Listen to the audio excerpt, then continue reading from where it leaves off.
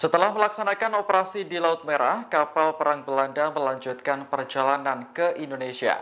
Kapal bernama HNLMS Storm ini tiba di Pelabuhan Tanjung Priok, Jakarta Utara, Rabu 15 Mei kemarin. Duta Besar Belanda untuk Indonesia, Lambert Grins, mengungkap tujuan bersandarnya kapal perang tersebut di Pelabuhan Tanjung Priok. Menurutnya, hal ini bertujuan untuk meningkatkan kerjasama bilateral antara Belanda dan Indonesia, khususnya di bidang maritim. Grins menyebut 200 personel Angkatan Laut Belanda yang ikut dalam kapal juga membuka kesempatan untuk mengadakan latihan dengan TNI Angkatan Laut. Rencananya HNLMS Storm akan singgah di Tanjung Priok hingga Jumat 17 Mei nanti. Menurut siaran pers Kedubes Belanda, kapal ini merupakan yang paling canggih milik Angkatan Laut Negeri Kincir Angin. Selain sebagai kapal fregat, HNLMS Storm juga difungsikan sebagai kapal pertahanan udara dan kapal komando. Belanda mengerahkan kapal ini ke Laut Merah pada akhir Maret lalu untuk bergabung dalam misi Angkatan Laut Uni Eropa. Misi yang dimaksud adalah melindungi kapal-kapal dagang dari serangan Houthi Yaman. Sementara Houthi berdalih kapal yang diserang hanya yang berhubungan dengan Israel sebagai bentuk solidaritas terhadap Gaza.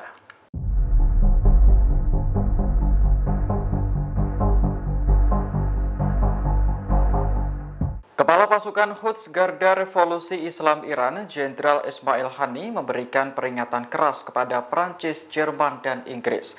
Pasalnya, ketiga negara tersebut ikut membantu melindungi Israel selama operasi pembalasan Iran pada April 2024 lalu. Menurut Jenderal Hani, baik Prancis, Jerman, maupun Inggris harus dimintai pertanggungjawaban. Selain itu, ia juga memperingatkan negara-negara tetangganya agar tidak bergantung pada Amerika Serikat dalam hal keamanan, sebab mereka tidak akan menerima dukungan yang sama seperti yang diterima oleh Israel. Diketahui Iran meluncurkan operasi bernama True Promise untuk membalas kematian jenderalnya di Suriah akibat diserang Israel. Dalam operasi tersebut, lebih dari 300 drone dan rudal dikerahkan. Namun, Israel mengklaim berhasil mencegat hingga 99% senjata-senjata itu. Usut punya usut, Zionis dibantu oleh banyak pihak dalam menembak jatuh rudal dan drone Iran. Menurut Presiden Iran Ebrahim Raisi, ada 10 negara yang berusaha melindungi Israel selama operasi tersebut. Selain Amerika dan sekutunya, negara tetangga seperti Yordania dan Arab Saudi juga ikut bertindak dengan dalih keamanan.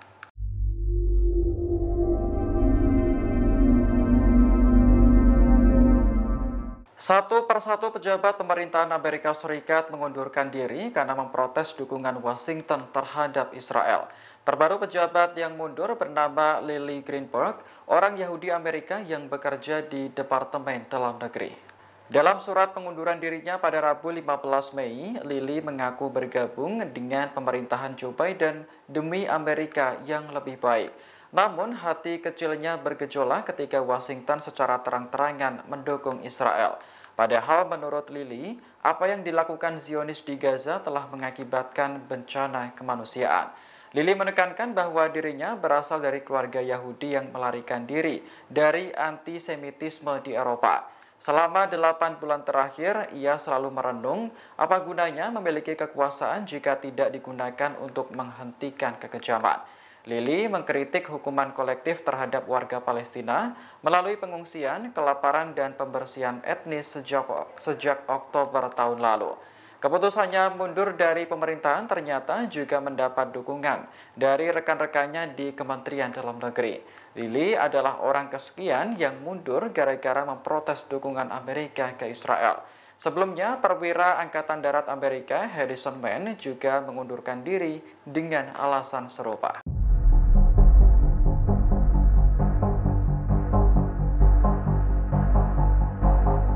Indonesia mengutuk keras aksi blokade dan perusakan bantuan untuk Gaza yang dilakukan oleh warga Israel. Sikap itu disampaikan pemerintah lewat Kementerian Luar Negeri pada Kamis 16 Mei 2024. Dalam pernyataan resminya di media sosial X, Kemlu menyebut pemerintah Israel berusaha menghalangi bantuan ke Gaza dengan berbagai cara.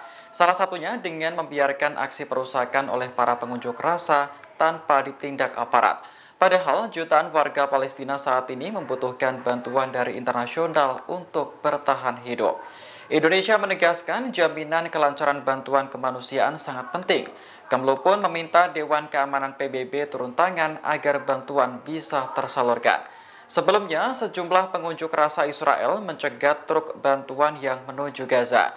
Peristiwa itu terjadi di pos pemeriksaan Tarkumia tepi barat pada Senin 13 Mei.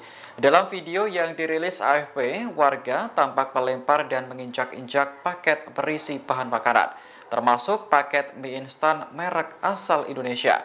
Dilaporkan ada 4 pengunjuk rasa yang ditangkap buntut aksi tersebut. Sayap militer Hamas Brigade Al-Hassa mengklaim telah membunuh 12 tentara Israel di Gaza Utara. Operasi tersebut berlangsung di kawasan kamp pengungsi Jabalia pada Selasa 14 Mei. Dalam pernyataan resminya, Hamas berhasil membunuh tentara Israel dalam operasi yang kompleks.